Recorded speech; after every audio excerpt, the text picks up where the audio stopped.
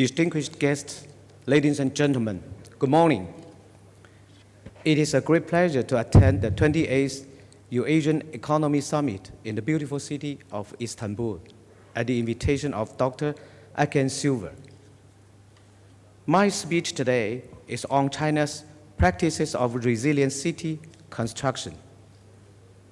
Currently, China has urbanized at a rapid pace with highly concentrated urban elements such as population, capital, technology, and energy, making the urban operational system more complex.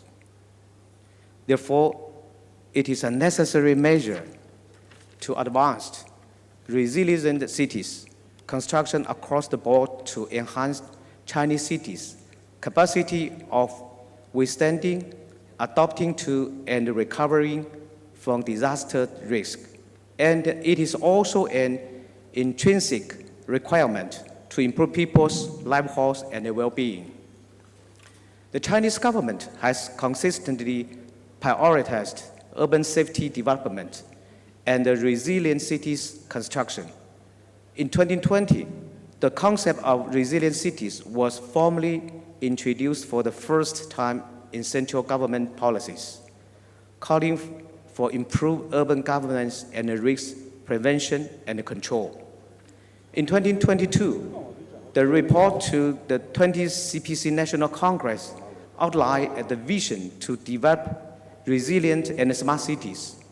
Building on this, in 2024, the third plenary section of the 20th CPC Central Committee proposed efforts to make cities safer and more resilient, followed by the release of a guideline for promoting the construction of new type urban infrastructure. For the development of resilient cities, this development signifies that China's resilient cities construction has entered a new phase.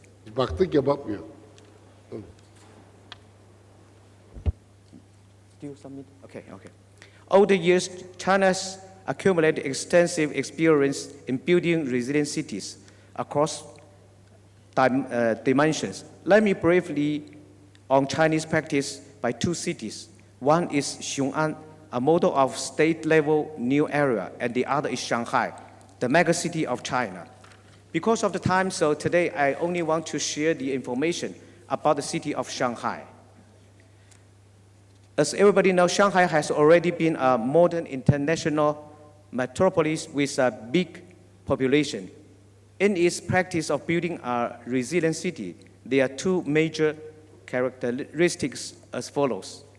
First, enhancing the institutional development of resilient cities. Shanghai has embedded resilience standard into the capillary network for urban systems, supported by international integrated network for urban operation. It has implemented a layered government structure, which is government-led with decentralized responsibility, jurisdiction-based management, and multi-stakeholder engagement, and also forming a 15-minute emergency responsible coverage. Second, enhancing city resilience through urban renewal to address its challenges like dense old residential compounds, urging infrastructure in central area. With advancing system development of resilient cities, China is also transforming its disaster prevention and technologies in global public goods, contributing its strength to the sustainable development of urban civilization. We have established regional cooperation mechanisms, including the China SCO Emergency Medical Cooperation Center and the China Pacific Island Country Center for disaster risk reduction cooperation. Now, I'm from the Chinese People's Friendship Association for Friendship with Foreign Countries. This organization, entrusted by the central government of China, shoulders the important responsibility of guiding, coordinating, establishment and the development of friendship cities between China and foreign countries. As of March this year, Chinese localities have established 3,066 pairs of friendship provinces and cities with more than 147 countries, building a global network of friendship spanning 5 continents. In the face of disaster and risk, humanity is a community with a shared future, and no city, no country can make itself immune from the impact. We must take active and joint actions to respond. China is willing to work with all countries to strengthen the hard connectivity in infrastructure of disaster prevention facilities, soft connectivity of standards and rules to bridge the government's gap, and the people-to-people connectivity in developing the awareness of risk sharing.